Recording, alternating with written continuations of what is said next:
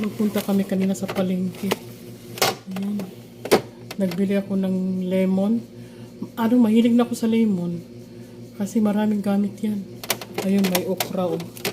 Yung okra, ano lang yan. 3 ganyan, 10 piso. Itong repolyo guys, ang kilo niyan is 30 lang. Yung may kakanin ako guys. Oh. Yan. Bakit ko na yan. Ito yung nabili ko kanina. Ito naman guys, yung sayote. 40 lang ang kilo. O, ayan. Yung sibuyas, Bombay, 60 ang kilo. Yan. O, 60 yan. Bumili ako ng 1 kilo. Ang dami. Ito yung 2 repolyo guys. O. Ito yung dito, isa. Yan. At saka yan, 30 pesos.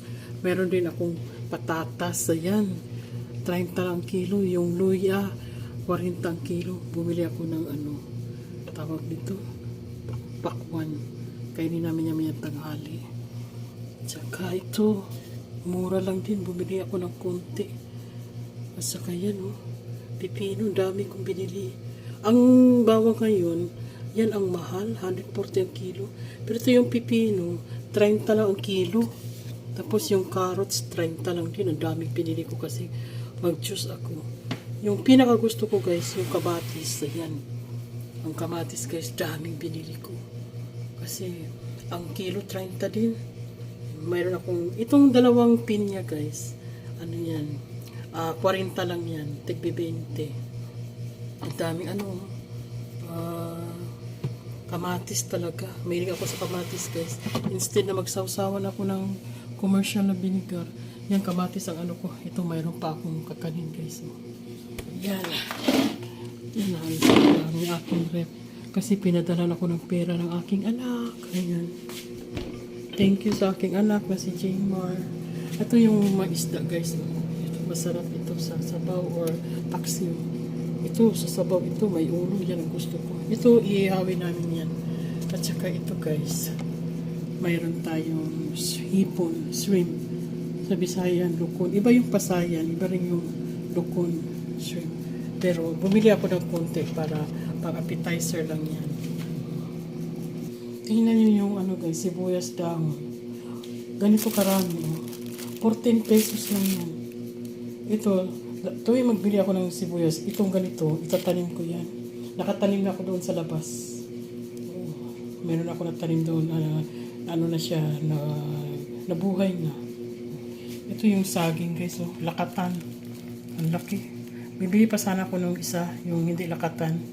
Kasi itong, ito, bumili na lang talaga ako guys. 200 ito. Super laki talaga ang size niya. As in. Yan. Punong-puno na siya. Kasi pinadalhan ako ng aking anak ng pera. Hindi muna kami nagbili ng karne guys. Kasi, ilang araw na kami kumakain ng karne. May naiwan pang konti doon. Yun ang tanghalian. Pero mag-ihaw yata ako ng isa ng ganito mamaya. Yan. Yung mga buto-buto guys ng kamatis. Tingnan nyo guys. Yan isa dyan. May bunga siya. Kita nyo. Yan. Tinuturo ko. Ayun. Yan. Nagbunga siya. Kasi yun. Meron akong mga tanim-tanim dyan sa labas. Yung sibuyas guys. Nandyan yan. Ayan, tinatanim-tanim ko na yan dyan. Kahit ano nang maisip ko. Ito, ang dami niya. 14 lang yan. Samantala kung dito ka sa amin, malapit sa palengke, 2 ganito lang yata. Ito, isang ganito. Ano na yan? 5 pesos na yan. 5 pesos na yan. Talaga, mura talaga sa lang yan pag magpunta ka doon. As in. Mga lumang sibuyas ko na tinatanim-tanim ko lang dyan. Nabubuhay din naman siya. Meron akong mga alupati. Ayan, alupati yan.